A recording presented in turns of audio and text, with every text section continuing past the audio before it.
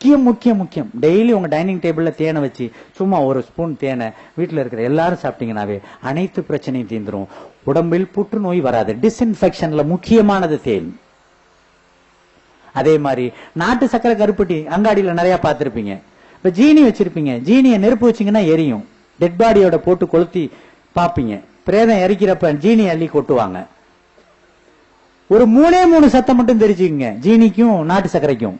கருப்பட்டி நாட்டு சர்க்கரை எது வேணாலும் இருக்கலாம். தென்னை மரத்துல இருந்து எடுக்கிறதும் கருப்பட்டி தான், பனைமரத்துல இருந்து எடுக்கிறதும் கருப்பட்டி தான், கரும்புல இருந்து எடுக்கிறதும் கருப்பட்டி தான், வளைகுடால ஈச்ச மரத்துல இருந்து எடுக்கிறதும் கருப்பட்டி தான்.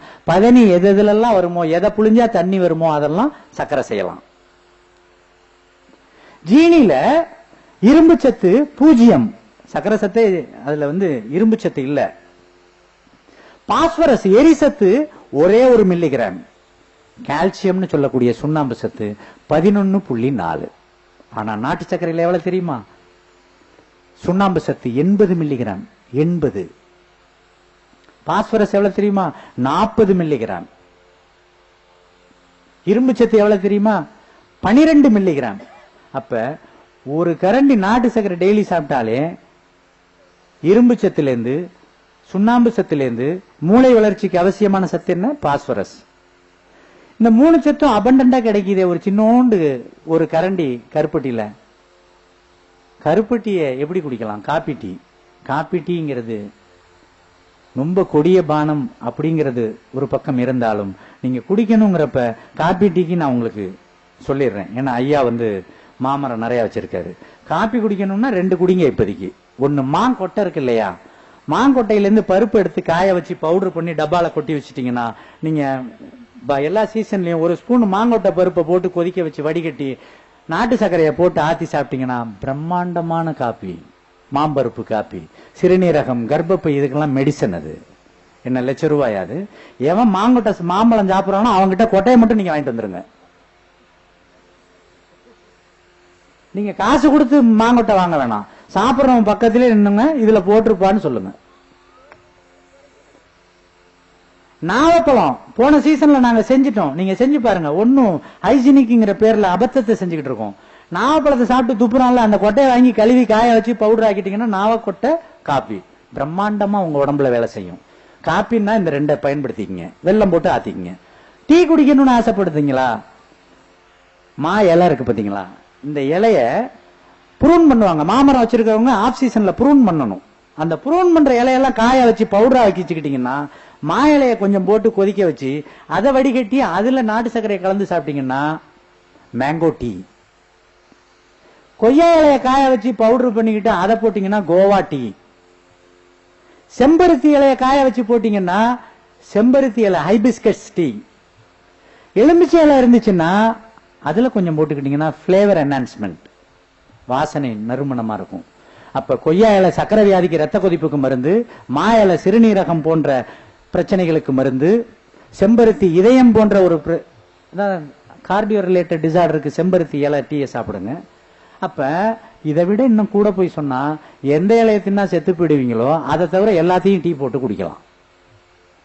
அப்ப செலவு தேவையில்லையே, செலவுங்கிறதே இல்லையே உங்களுக்கு. அப்ப என்ன வேணும்? ஆரோக்கியமா இருக்கிறதுக்கு ஆசை மட்டும் படணும். ஆசைப்பட்டாலே போதும். உழவர்கள் நிறைய பேர் இருக்காங்க. ஒண்ணு நீங்களா இருந்தா செஞ்சுக்குங்க, இல்ல ஐயா இன்னமே இதெல்லாம் பவுடர் ஆக்கி 100 கிராம் 200 கிராம்னு வச்சிடலாம்.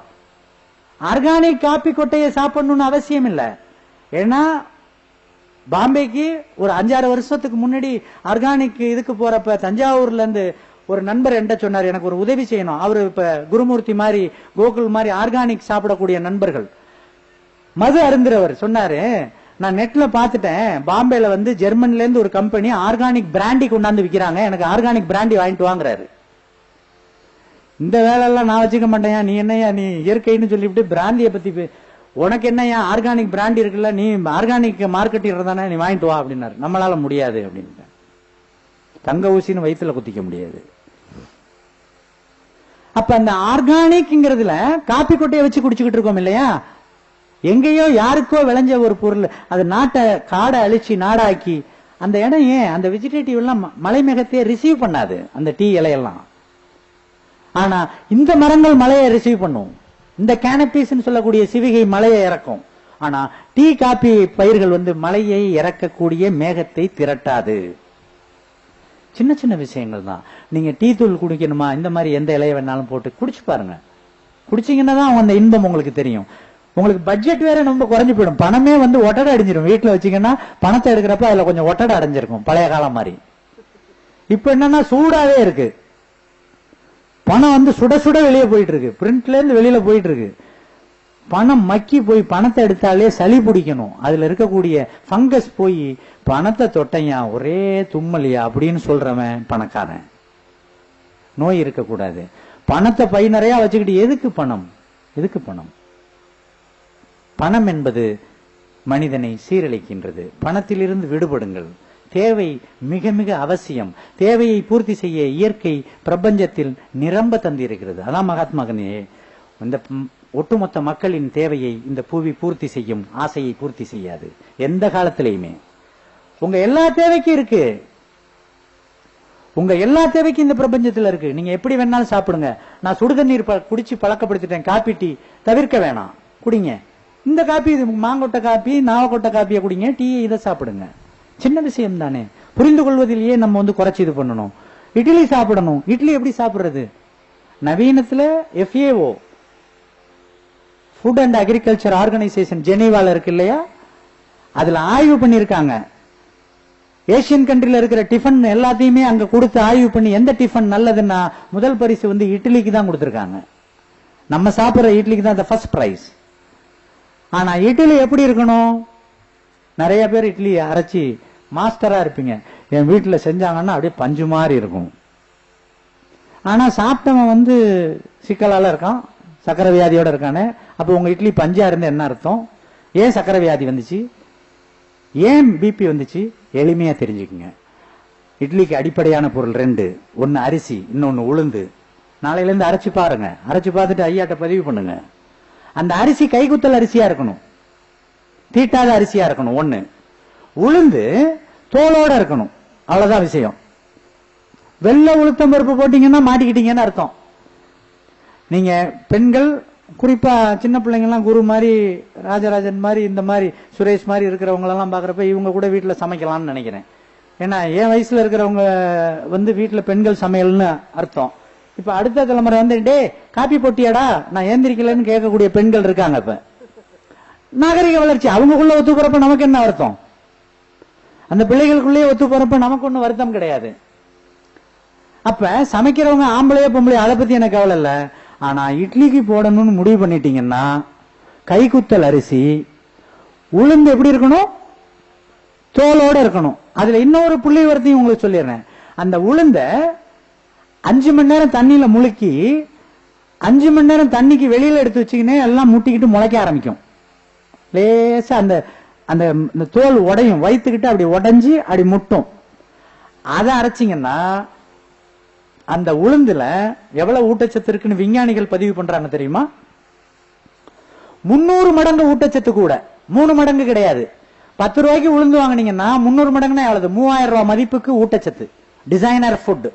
இன்னைக்கு பிரச்சனையே அதான். உலக அளவில் அமெரிக்கால டிசைனர் ஃபுட் வந்துகிட்டு இருக்கு. அந்த டிசைனர் ஃபுட்டுங்கிறது தான் இப்ப நடக்கிற ஐங்காடிகள் எல்லாம். நாம் என்ன சாப்பிட போறோங்கிறத டிசைன் பண்றீங்க வீட்டுல. இட்லி, இட்லி எப்படி இருக்கணும்? கைக்குத்தல் அரிசி, தோலோட உளுந்து, அந்த உளுந்து முளைக்க வச்ச உளுந்து, கொஞ்சம் வெந்தயம், இதை போட்டு அரைச்சி அதுக்கு என்ன வேணாலும் கறிகாயோட சேர்த்து ஒரு சட்னி செய்யுங்க. அப்ப அந்த இட்லி உங்களை பாதுகாக்கும். இதுல வந்து என்னை பொறுத்தவரை ஆடுதுறை 43, கோ 43 இந்த மாதிரி ஒட்டு ரகங்களை நான் ஒத்துக்கிறது இல்லை. அது எந்த ரகமாக இருந்தாலும் பாரம்பரிய ரகங்களை மட்டும்தான் நான் ஒத்துக்கிறது. அத உங்களுக்கு புரியணும்னா நீங்க எப்ப வேணாலும் என்கிட்ட தொலைபேசியில பேசலாம். ஒரு தாவரம் இன்னொரு தாவரத்துடன் தானே இணைந்து ஒரு தாவரத்தை உண்டு பண்ணுமேயானால் அதை நாம் ஏற்றுக்கொள்ளலாம். ஒரு மனிதன், அவன் விஞ்ஞானி என்ற பெயரிலோ அல்லது உழவன் என்ற பெயரிலோ, 2 தாவரத்தை இணைத்து ஒரு தாவரத்தை எடுப்பானேயானால் அது ஏற்புடையது அல்ல. அதுக்கு மரபு குணம் இருக்காது. அது யார் செஞ்சாலும் சரி. நெற்றிக்கண் திறப்பினும் குற்றம் குற்றமே. ஒரு மியூட்டேஷன், மியூட்டேஷன் தமிழ்ல சடுதி மாற்றம். ஒரு உயிர் தன்னை மேன்மைப்படுத்துகிறது மியூட்டேஷன்ல, அந்த ஜெனடிக் கேரக்டரை மேன்மைப்படுத்துதுன்னா விஞ்ஞானிகள் எவ்வளவு வருடம் ஆகும்னு பதிவு பண்ணியிருக்காங்க தெரியுமா? 15,000 வருடங்கள், 15,000 years. அத 6 வருடத்துல ஒரு வெரைட்டியா ரிலீஸ் பண்றோம்னா அதுவும் மனிதனின் பேராசையை தவிர இந்த பிரபஞ்சத்தின் அடிப்படை ஆசை அல்ல. எவாலுவேஷன் தியரி, பரிணாம வளர்ச்சி தானே தன்னை புதுப்பித்துக் கொள்ளும். மனிதன் கணித்து புரிந்து பொறுக்கி திங்க வேண்டும். திரும்ப திரும்ப அதே வார்த்தை தான், மிக அருமையான யோக்கியமான வார்த்தை, பொறுக்கி தின்பது. ஏண்டா பொறுக்கி திங்கிற? பொறுக்கி திங்கிறதெல்லாம் பொழைச்சுக்கும். வனத்தில் நம்ம இடம் தான் வனம்.